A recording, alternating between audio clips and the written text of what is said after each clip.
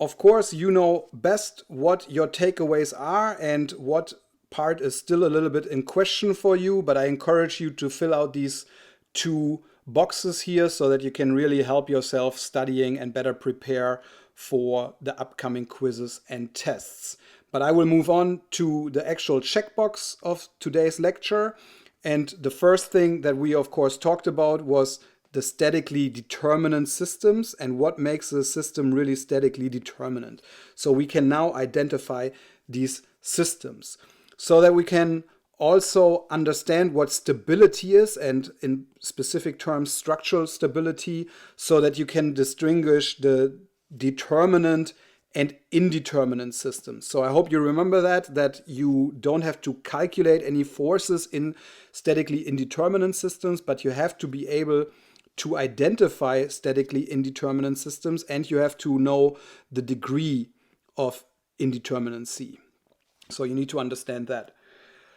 And I also showed you the three base systems, right? So all three base systems, which are the simply supported beam, the cantilever beam, and the simply supported hinged frame. So you are familiar with those, and you also understand that you can use these to create different compound systems. So that is something that should sit deep in our brain now, and I hope we understand that. Once we recognize these systems, we need to know how to calculate the support reactions in those systems. And of course, we do that by using the hinge and by understanding that the moment there goes to zero. So the moment at the hinge is what really allows us to solve that, because we know that rotation is allowed, and therefore we have an initial condition or a boundary condition.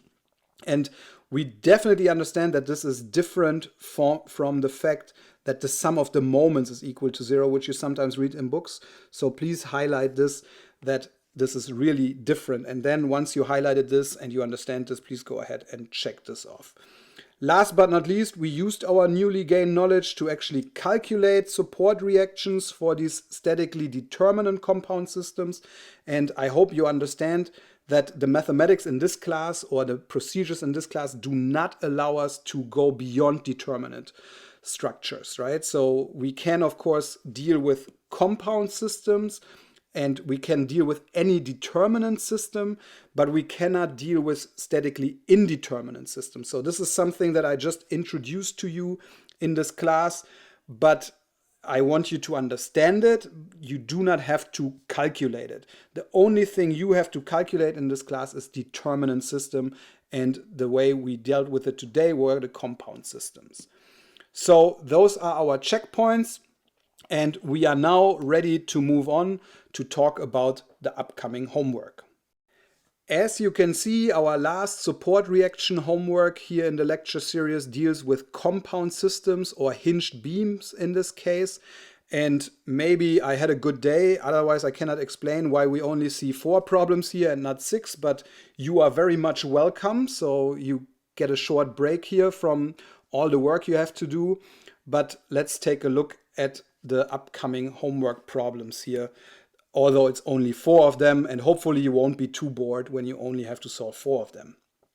So the first one here asks you to find, of course, the support reaction as all of them, and what you have is a hinge at B that is symbolized in this case for a steel beam here in this case, and we have a fixed support on the left and a roller on the right. There's a concentrated force and a distributed force. I don't think this should be a big challenge after today's lecture, and we can already move on to the next problem. And for the next problem, you get a very similar beam, but the one additional challenge that we added here is that the distributed force, W1, actually passes from the left side to the right side over the hinge. Don't get too confused about it. I mean, I build it in because I sometimes see that students are confused about this initially, but that's of course what we want to learn. And we want to learn that it's not really that different. So just do intuitively what you would do if the force, the distributed force, would not cross through the hinge. So there's nothing special you need to do. I know that students are sometimes confused about the fact that it goes through, but just release the system either on the right side or on the left side and just include everything to the right or to the left.